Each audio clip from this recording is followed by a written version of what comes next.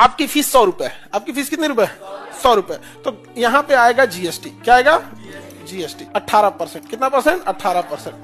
अभी दोनों मिल के बांटेगा, कहेगा पढ़ने आया है ना, पढ़ने आया है। एक काम करो, स्टेट गवर्नमेंट अपना लाएगी SGST और सेंट्रल गवर्नमेंट अपना लाएगा CGST। कहेगा 18% लेना है ना, मिल बांट के बांट लेते हैं। 9% हम ले लेते हैं, 9% तुम ले लो। केक कटेगा, सब में बटेगा। 18% हो गया। पढ़ने आया है, पढ़ेगा, पढ़ेगा यहाँ पे 18% GST, लेकिन आप बर्बाद कर दिए तब पढ़ेगा। पढ़ने चला आया। आप अगर पढ़िएगा ना तो आपको कितना टैक्स देना है? लेकिन अगर आप सोना खरीदने जाइएगा तो 3%, हीरा सोना खरीदने जाइएगा 3%। अब आप बताओ सोना कौन खरीदता है? जो अमीर इंसान है। अरे भाई आप उस पर 18 की जगह 28 लगाइएगा तो खरीदेगा, क्योंकि सोना एसेंशियल चीज नहीं है, शौक की चीज। अब देखिएगा किसी के अब शादी ब्याह में हीरे पहन के घूम रहे हैं, भाई पैसा है, पहन रहा है, उस पे लगाओ ना भाई GST। उस पे कितना लगाया है? 3%। आप पढ़िएगा 18%। एक्चुअल में कोई गवर्नमेंट नहीं चाहती कि पढ़ाई करे, आप लोग कोई नहीं चाहते, क्योंकि पढ़ने लिखने के बाद ना सवाल पूछने लगते। আমরা অনেকেই এনাকে চিনি, খান স্যার নামে চিনি। হ্যাঁ, তিনি একজন ভারতের বড় ধরনের একটা রিসার্চার টিচার এক কথায়। তো তিনি একটা সংস্থা চালায়, সেখানে স্টুডেন্টদেরকে পড়ায়। তার মাধ্যমেই তিনি একটা হিসাব দেখাচ্ছে যেখানে পড়ালেখাতে গেলেও মানে পড়তে লিখতে গেলেও একটা GST লাগে। সাধারণত আমরা হয়তো বুঝতে পারছি না, কারণ যারা গ্রাম বাংলায় থাকে তারা টিউশনের ওপর নির্ভর করে, কিন্তু যারা একটু শহর, এখন গ্রাম বাংলাতে হচ্ছে ইদানিং যে কোচিং সেন্টারের ওপর ভিত্তি করছে, কোচিংয়ে পড়তে যাচ্ছে, সেখানে 100, 200, 1000, 50 একাধিক স্টুডেন্টদের সমাগম হচ্ছে। তো সেখানে সেই সব টাকাপত্র মেনটেনেন্স করতে গেলে কিন্তু একটা চার্জ সরকারকে কিন্তু GST দিতে হচ্ছে, প্রত্যক্ষ পরোক্ষ দুই দিক থেকেই দিতে হচ্ছে। সেই হিসাবটা কিন্তু এখানে ধরা হয়েছে যে আপনি পড়তে গেলেও আপনাকে GST ছাড় হবে না, সেই মিনিমাম 28%। সেন্ট্রাল গভর্নমেন্ট এবং রাজ্য সরকার দুজনেই মিলেমিটে কিন্তু আপনাকেও ছাড়ছে না। মানে আপনি যে পড়বেন, আপনার ক্ষেত্রে আপনি একজন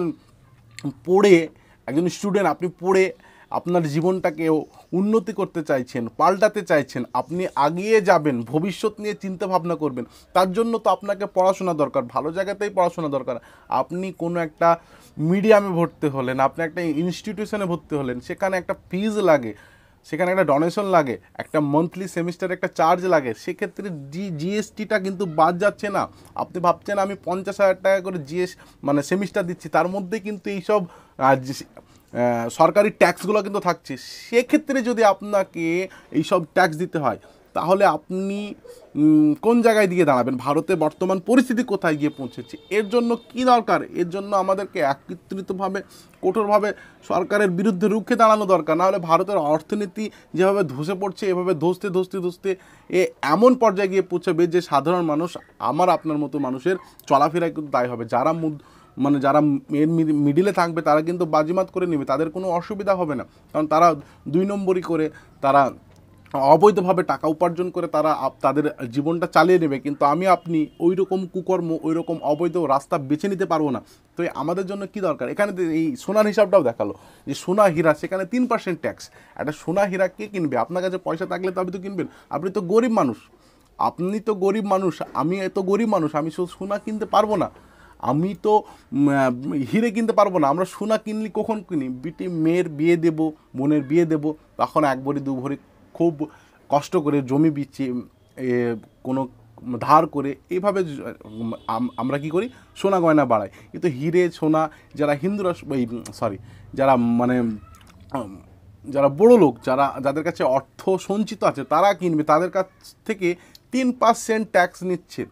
মানে খুবই ন্যূনতম, মানে 100 টাকায় 3 টাকায় ট্যাক্স নিচ্ছে। আর আপনি পড়াশোনা করতে যাবেন, আপনাকে 100 টাকার ভিতরে আপনাকে সরকারকে 28 টাকা দিতে হবে। আপনার টিউশন মাইনে আপনার 100 টাকা, সেখানে 28 টাকা সরকারে দিবে। এই সরকারের বদলে এইসব স্টুডেন্ট যারা হচ্ছে, তারাও কিন্তু ভবিষ্যতে আগামী দিনে গিয়ে কিন্তু এইরকম পদগুলো বেছে নেবে। তারা তো জানছে যে আমরা সৎভাবে পড়িনি, আমরা তো ফ্রিতে পৌঁছায়নি এই জায়গায়, আমাদেরকে দিতে হয়েছে, সেইগুলা তো সুদে আসলে আমাদেরকে উঠাতে হবে। এটাই হচ্ছে বর্তমান ভারত, যে আপনি ট্যাক্স দিন, আপনি ঘুমাতে গেলে ট্যাক্স দিন, বাঁচতে গেলে ট্যাক্স দিন, খেতে গেলে ট্যাক্স দিন, কিনতে গেলে ট্যাক্স দিন, বেচতে গেলে ট্যাক্স দিন। এই ট্যাক্স করে ভারতটা এখন ইন্ডিয়া নামটাকে সরিয়ে বর্তমানে, বা ভারত নামটাকে সরিয়ে ট্যাক্স ইন্ডিয়া করে দিন। শুনতে ভালো লাগবে, যেটা আসলে হচ্ছে সেটাই নামটা হোক না, কি প্রবলেম আছে? যেটাই করতে চান সেটাতেই tax tax tax tax tax tax. সাধারণ মানুষরা বুঝে উঠতে পারছে না যে আমরা ট্যাক্সটা দিচ্ছি কোথায়। আপনি 300 টাকা খাচ্ছেন, 500 টাকা কামাচ্ছেন, তার মধ্যেই 200 টাকা সরকার কখন যে কীভাবে উড়িয়ে নিয়ে চলে যাচ্ছে সেটা আপনি ধারণাই করতে পারছেন না। বর্তমানে এটাই বাস্তব।